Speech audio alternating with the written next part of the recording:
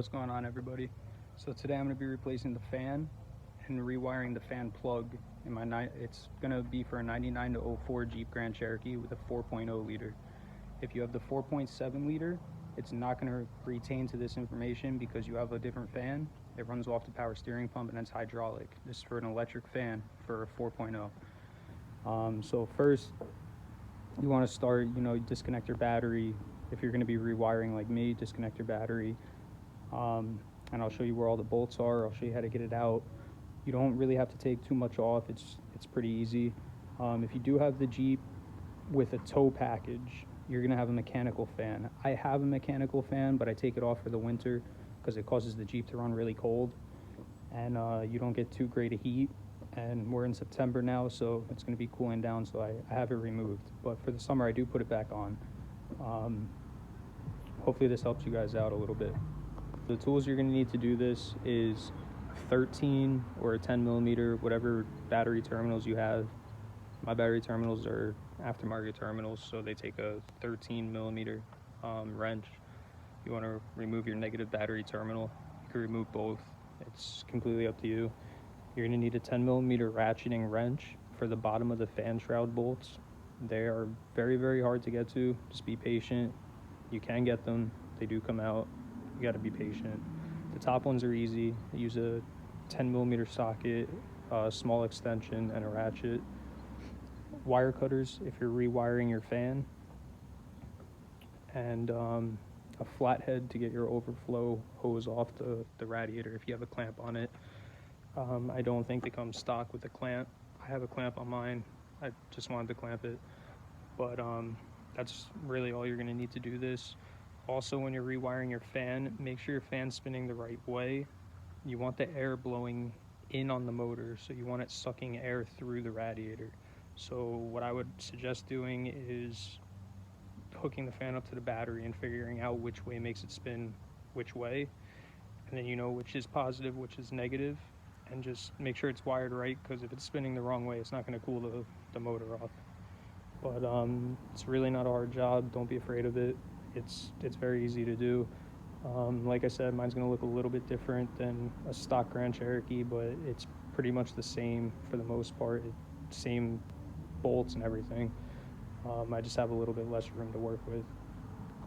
One up here, there's one down there. There's another one right here.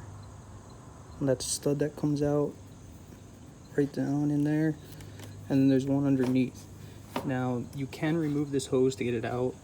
You don't really need to. You should be able to wiggle it around it and maneuver it out. You do have to take your overflow hose off. Just put it out of the way. Just like that. And I'm gonna pull this fan out, and then we'll be right back. What you're gonna want to do, you're gonna want to pull it up. This you're gonna have to like push over. Like you're gonna have to force the fan over towards the battery. And then you just slowly wiggle it back and forth and get it up. I pushed it back towards the engine to clear the neck over there. Your radiator is probably going to look different than this. This is an oversized, this is a dual core. So my job's actually a little bit harder than what you guys are going to have because I'm working with less room. But your overflow shouldn't come out like that. It should be a lot easier to get it out. Don't forget to disconnect your electrical connector. You're going to have a plug here. Mine I had to hardwire in because I melted the plug the other night. But you're gonna have a plug, just unplug it. It's got a little red clip like this. You just push it over, press the prongs on it and pull it out, and it'll unplug. So normally what goes bad on these is not the fan. There's a module behind this headlight, like down here. You can actually probably see it since I don't have a front bumper. It's that module back in there. That normally goes bad, and what that'll cause is like only a low speed fan or only a high speed fan, or sometimes the fan won't even work. So if you don't have power at your fan, obviously check your fuses, but check that module also. Send it power straight from the battery, make sure the fan's good, because you don't want to do this for nothing. I know my fan was just drawing too many amps and it melted my plug, but yeah, so I have to rewire this plug. I'm gonna get a pigtail to get a stock connector back on there, and I still gotta go pick up my fan, but it's not too bad of a job. And when you get it out, you're gonna be left with this. So you just take these bolts out. There's 3 of them. One there, one there, one there, and the fan will come right off. And then you'll be able to remove your fan, bolt your new fan on, and just put it back in the same way you took it apart. Whenever I'm done, I like to make sure that, you know, the fan turns on, let it get up to operating temperature, turn the AC on, whatever you got to do to turn that fan on. I personally like to see it turn on automatically without the AC. That's me. You don't have to do it that way, but that's what I suggest. So we'll jump back to when I started up with the new fan in here. All right, guys, so this is actually 2 days later, but I got my fan and I got the new plug. I'm about to install it. I'm going to show you guys how that's done, and then we're going to start it up. We're going to let it run till the fan kicks on, make sure everything's good to go. But I'll show you how to wire the plug, show you how to install the fan. I went with a Duralast fan. Well, it's actually a Dorman fan, but it came from AutoZone.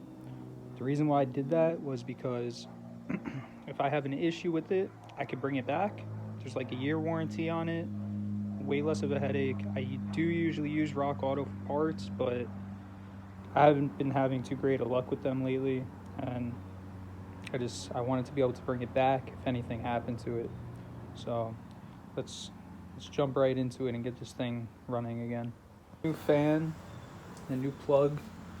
When you get the plug, it's actually going to be a Mopar part in a Duralast box. It's part number 1079 from AutoZone. It actually comes up as an ignition coil plug, but it's your fan plug. It is the right plug. This is the old fan right here. I'm just gonna dispose of this piece of shit. This is just like this thing was on here for like a couple months. Like it's ridiculous. So we're just gonna throw that thing right there. We're gonna move to wiring the plug. So when you wire this plug, it comes together. You gotta pop this top off, pull this rubber piece out. You're gonna slide these connectors in, and they're gonna clip it in. Like I said, you're using the 2 orange wires. I'm not sure what the purple are for, but it confused me the last time I did it too. The purple are not the right connectors. These ones are a little bit bigger. The wires are also a little bit bigger. So you definitely want to use the thicker wires because it does draw a decent amount of current. But I'm gonna jump forward to when the plug's all put together, and then we're gonna get the fan bolted to the shroud. So I have the plug right here. The wires are in. So there's 2 little tabs that stick up here, and when you push the wires in, you'll hear them clip in. Just make sure they're in there. They're not gonna pull back out. You got a little rubber grommet that you push down. You can see it right there. It's the blue rubber piece inside there. And then you have a plastic top cap. You just push everything together. And then also in the front here, this blue piece needs to be pushed down like that. So this is ready to go. I just gotta figure out which orientation the wires have to go in. You do that by hooking it up, making sure the fan spins the right way. Like I said before, you want the air blowing in on the motor, so you want the air being sucked through the radiator. So just make sure it spins the right way, otherwise you're gonna have all types of cooling issues, and you're not gonna have a fun time. These metal pieces that it comes with, I believe these are for if you want to solder it. Soldering it is the right way to do it. Unfortunately, I don't have a soldering iron, so I'm going to be using wire connectors. I like to put diode electrical grease in the connector before I connect it, just to make sure all the moisture stays out of there. And then I am going to use this heat shrink tubing that they included with the kit, just to make sure everything's watertight and I don't have any issues down the line. Just make sure you wire it the right way. I'll show you after I get it all wired up here, and we'll move on to installing the fan. Put the fan on here. You know, this sits in the Jeep like this, so the overflow clip here sits towards you. Like if you're looking at it from the outside, just make sure it's how it sits in the Jeep. But you're gonna want your electrical connector on the left side. It actually has a cutout for it to go through. You want to make sure it sits here in the right spot. otherwise it won't reach. And then just the same as the way you took it apart, just lay the fan back on there, just like that. Should line up with all the holes.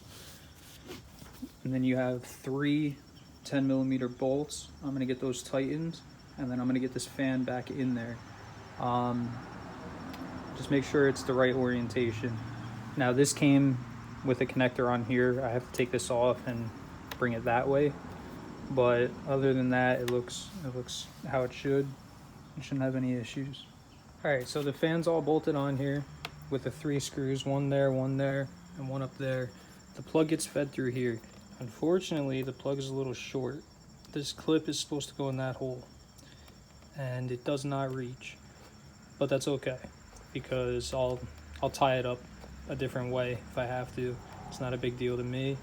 I could run a zip tie through this hole and around it or something. I'll figure something out for that. That's not really a big deal. So I'm gonna go ahead and I'm gonna reinstall the fan shroud in the fan. Again, you don't have to take these hoses off. It does make it easier.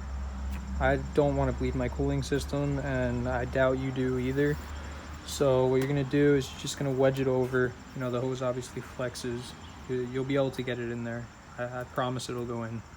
So I'll jump to when I have the fan in there, and we'll start getting it wired up and bolted back in. The fan's all bolted back in with the 4 bolts that I showed you earlier. 2 on the top, this one right here. Same thing on the other side, 1 underneath and 1 underneath on the other side. So for the top bolts, these ones here, you could just use a ratchet and an extension and a 10mm. The bottom ones, I used a swivel head ratchet like this one right here, because they are kind of a pain to get to, and it just makes it a lot easier if you have a ratcheting wrench and a swivel head. This is also a 10mm. So just make sure you have, you know, the right tools, and it shouldn't be too bad. As you can see, the fan's nice and tight on there. Doesn't move around. So now I got to get it wired up. Don't forget to put your overflow hose back. You know, that just slides back on there, and I'm going to clamp it back. And then we'll move on to the wiring, and then we'll start it up and make sure everything works right, and we'll go from there. So what I'm doing right now, I have the plug plugged in down there. You just press it together and then slide your red clip over. The red clip will come with the new plug. Your wires are going to look different because I already had a plug wired on here, so I have both orange wires, just like the new plug has 2 orange wires.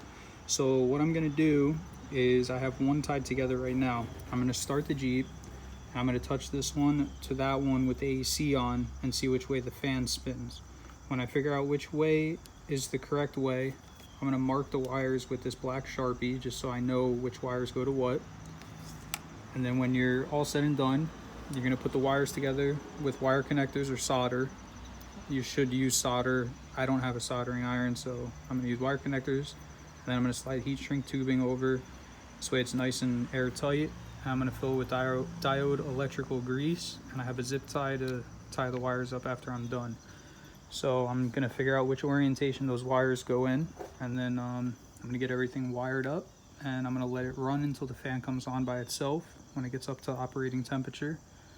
And we should be good to go. All right, guys, so when you hook the fan up, you're actually going to feel a difference. So if you hook it up backwards in front of the grill, you're going to feel hot air coming out, which means you're the wrong way.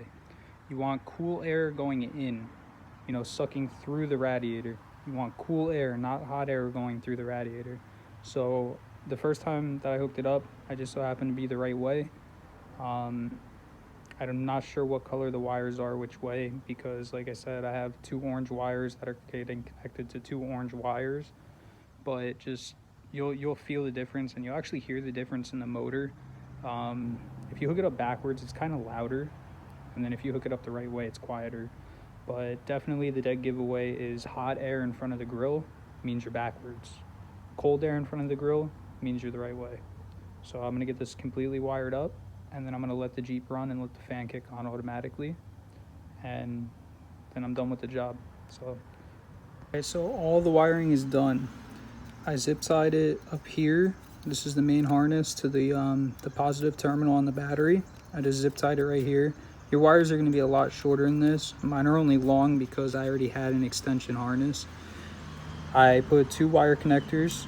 After I figured out which way the fan spins, I put the 2 connectors on there, crimped them, and then I heat shrink tubing over the connectors, which I do highly recommend doing. Keeps moisture out and everything. And I also put some of the diode electrical grease in those wire connectors.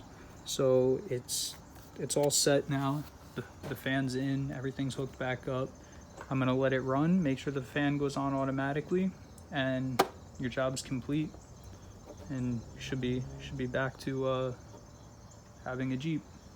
If you guys watched this video all the way through, thank you very much. I'm working on my editing skills and everything.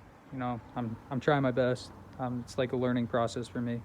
But I do appreciate it if you watch the video all the way through. Please like, comment, subscribe. I'm more than happy to answer any questions that I can answer. If you guys run into any issues, you know, feel free, send me a comment, or my Instagram's DJD_WJ_. You can message me on there, follow me. I post a lot more on Instagram than I do on YouTube. So if you guys want to follow my build, definitely follow me on Instagram. Please just subscribe to the channel. I really want to start making a lot more videos and kind of making this go somewhere. Thank you guys though. Have a nice night.